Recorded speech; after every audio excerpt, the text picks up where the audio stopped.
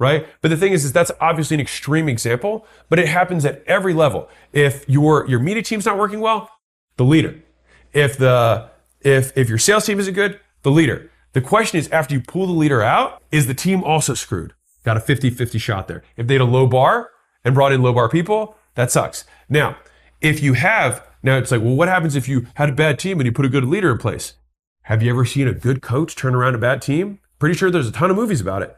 Yes. If you have a great leader, they can turn a mediocre team into a great team. So I think I spent too much time early on in my career trying to pinpoint problems. Straight up, there's a problem with a function, leader's the issue. Just solves it. This is so much faster. So there's a razor for you. Lesson 24. In the world of AI, your brand is your moat. All right. Now, this is not going to be news to some of you, and for some of you, this hopefully it's news to none of you.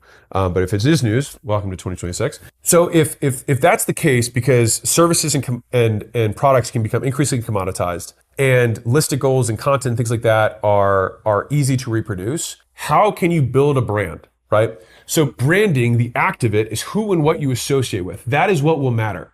And so in a world of AI, you have to be thinking about this. And so if you're a local business, for example, your brand will be mostly word of mouth and the reviews about you online. That's what the reality is. But just about every other business, it's that plus all of the content that you're making publicly, right? And so this is just the most to the point version of this that I can give you, which is, as always, give away the secrets, sell the implementation.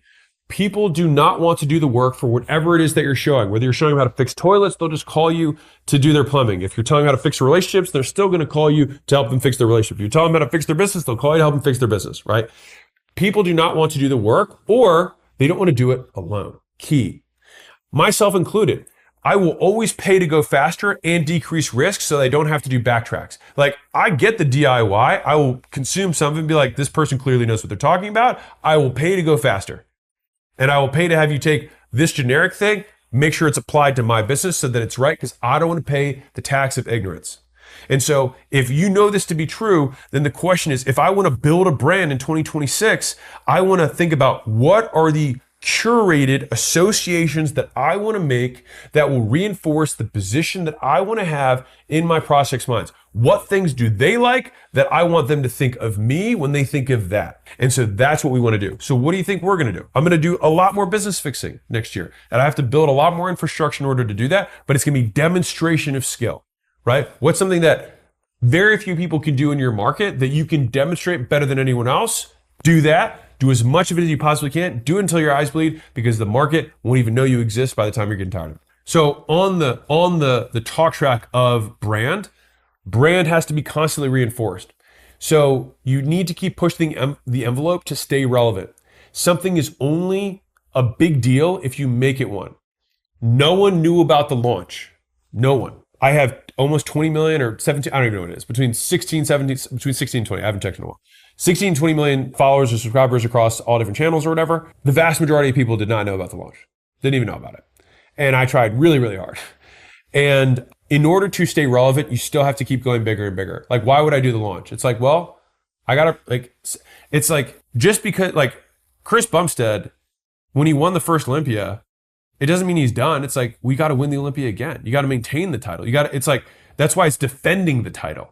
Right? So you have to continue to, and I think this is what's lost in some people's it's like, man, the climb is so tough. It's like, no, man, holding the top's way harder than climbing it.